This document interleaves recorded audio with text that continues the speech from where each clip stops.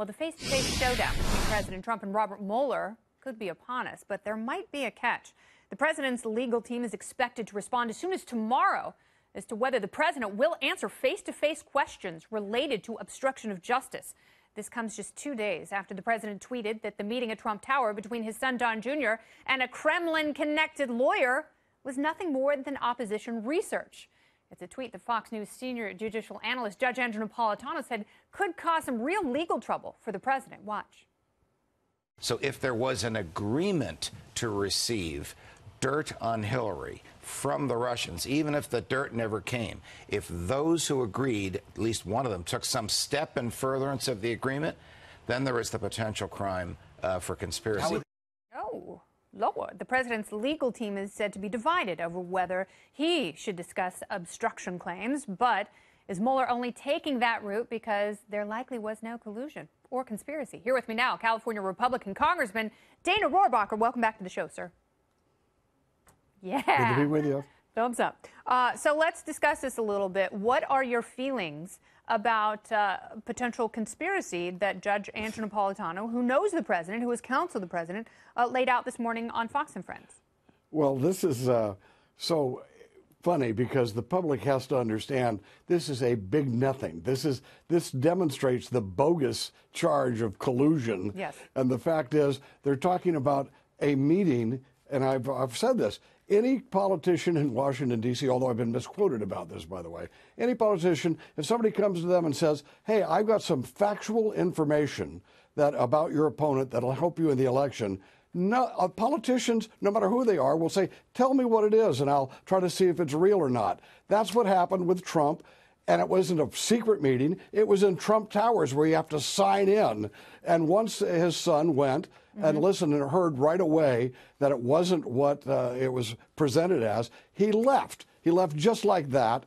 And making a big deal out of this shows you what a bogus issue this whole Russian issue is. All right. The judge said that federal statutes that prohibit receiving something of value from a foreign national, foreign entity, or foreign government.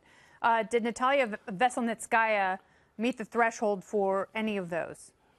By suggesting that she had information about something and she didn't have the information, thus it didn't exist. I'll tell you what did exist is when the Russians gave $150 million to Hillary Clinton's foundation or $500,000 in Bill's pocket, and we don't seem to be investigating that.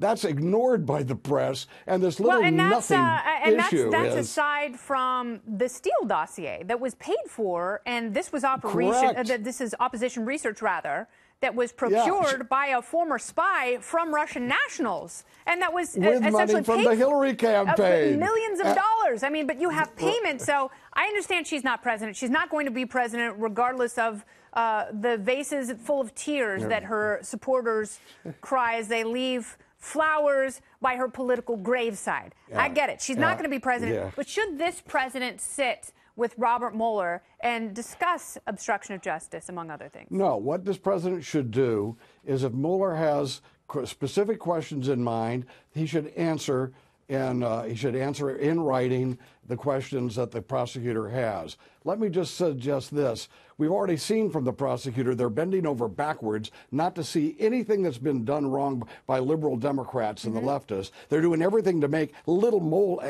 huge mountains out of little molehills when it comes to the president. We know that if the president even forgets somebody's name, they're going to claim it's obstruction of justice. Well, so also, I think it could be problematic if special counsel wants to ask follow-up questions of the president. I think that's what they will try and do, is lay a verbal trap for him. So if he answers something, and I think that's what his lawyers are trying to do, that if he is in fact asked questions that there aren't follow-ups, I don't know how you do that. And I'm wondering if Hillary Clinton had the same sort of deal with the FBI when she sat down.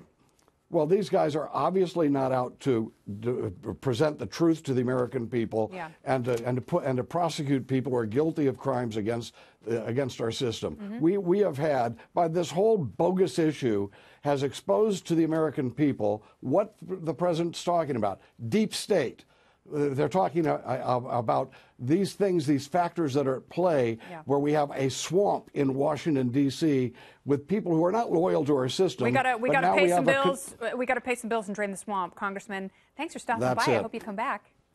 God bless you. Thank you. A lot of people think you're a spy. I think you're just fine.